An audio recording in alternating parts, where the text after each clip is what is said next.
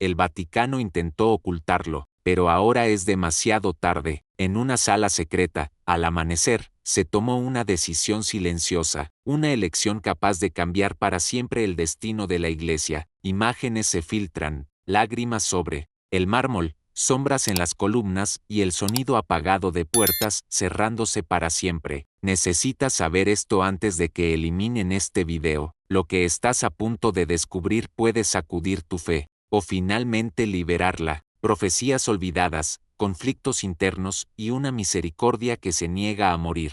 Dale like si esta verdad te confronta. Comenta con yo vi si sentiste el llamado, y suscríbete para no perder el resto de esta revelación. Aquella mañana rara, mientras los primeros rayos del sol tocaban las cúpulas doradas de San Pedro, una decisión esperaba ser tomada. En una habitación sencilla pero cargada de simbolismo, el Papa León XIV estaba en oración. Frente a él, un dossier rojo, marcado con letras negras, Informe Pastoral LGBTQ. Sus ojos no solo leían, buscaban el alma de la Iglesia en aquel papel. La noche anterior, dos cardenales se enfrentaron con palabras afiladas, Luis Antonio Tagle y Robert Sara, hombres de fe, pero con visiones irreconciliables. Ahora, la oración daba paso a la acción. El tiempo de espera había terminado, pero había algo que nadie sabía. En aquel silencio, un hombre escuchaba no solo la voz de la doctrina,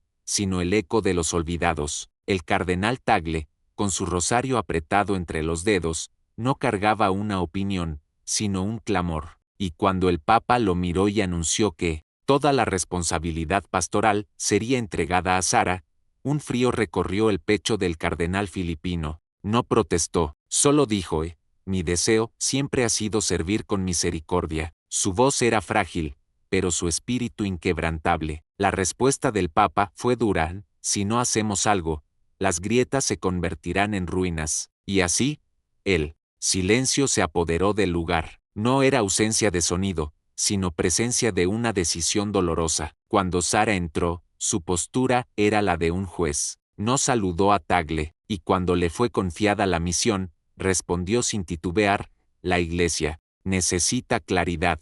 Pero Tagle se atrevió a preguntar: cuando un alma herida llega a nosotros, ¿le ofrecemos la ley o el manto de la misericordia? La respuesta vino rápida: ofrecemos la luz, y la luz comienza con la verdad. El Papa intervino, con voz pesada: esto no es un campo de batalla, es el corazón de la Iglesia. Tagle fue enviado de regreso a los pobres, expulsado del centro, pero no del corazón de la misión. Salió en silencio, pero antes de cruzar la puerta dijo: sí, la misericordia ya no tiene lugar en el centro. Quizás el centro haya perdido su corazón. Palabras que no sonaron como una crítica, sino como una profecía. Y lo que sucedió después cambió no solo el rumbo de esas paredes, sino del mundo entero. En el próximo capítulo, revelaré el momento exacto en que un gesto simple, grabado por accidente, se convirtió en una llama que incendió corazones en 3 continentes. En el corazón polvoriento de un campo de refugiados, entre el olor del hambre y el calor que castiga la piel, un hombre caminaba sin insignias, sin título, solo con la paz de quien sabe que aún hay algo por hacer.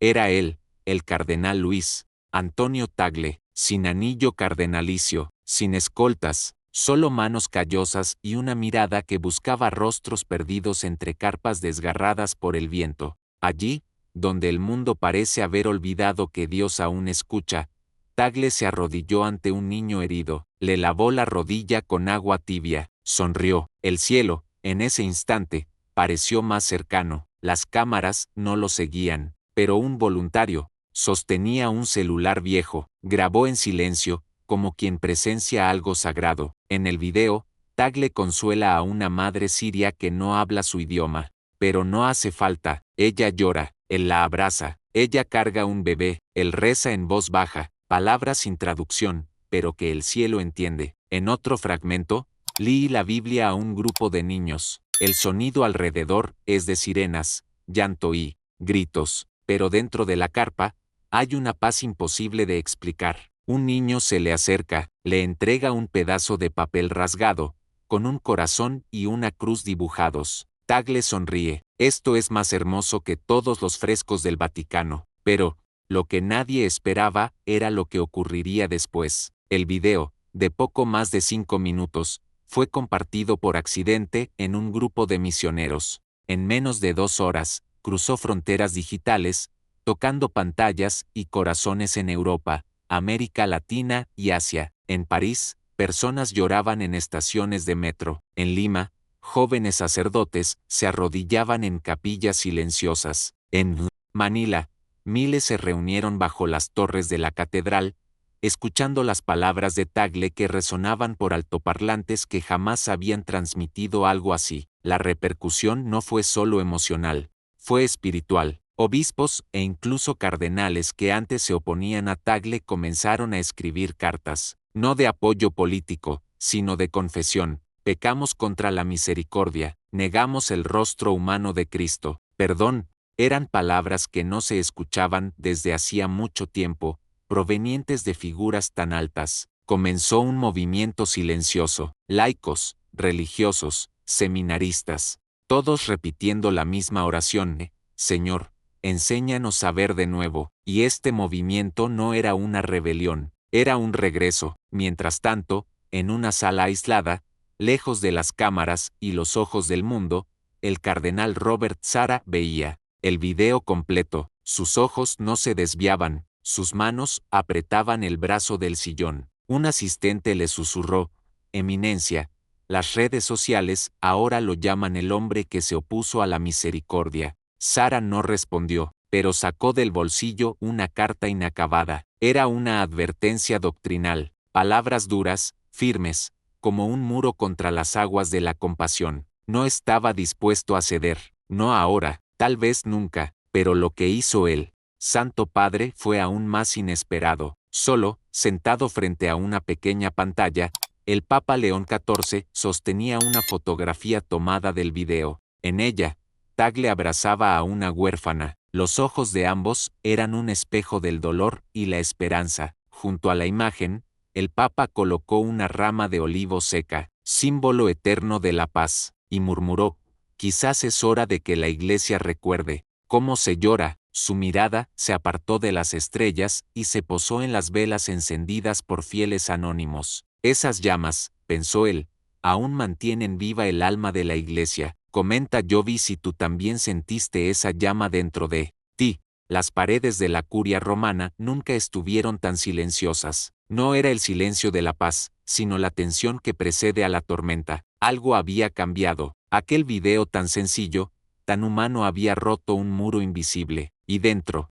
del Vaticano, hombres y mujeres con sotana y velo susurraban por corredores de piedra fría. Unos temían, otros esperaban, pero todos sentían que el espíritu soplaba por rendijas que ya nadie podía cerrar. El Papa León XIV caminaba lentamente por los jardines vaticanos. Su expresión era la de un pastor cansado, pero no derrotado, con un rosario entre los dedos, y el sol filtrándose entre los árboles, meditaba sobre las palabras de Tagle. Si la misericordia ya no cabe en el centro, resonaban como trompetas celestiales en su pecho. Un joven monje se acercó, temblando, le entregó una carta, anónima. Dentro, una frase escrita a mano: la Iglesia está más cerca de Pedro cuando llora, que cuando se esconde tras los muros. El Papa guardó el papel en el pecho y no dijo nada, pero sus ojos, en ese momento, empezaron a brillar. En el próximo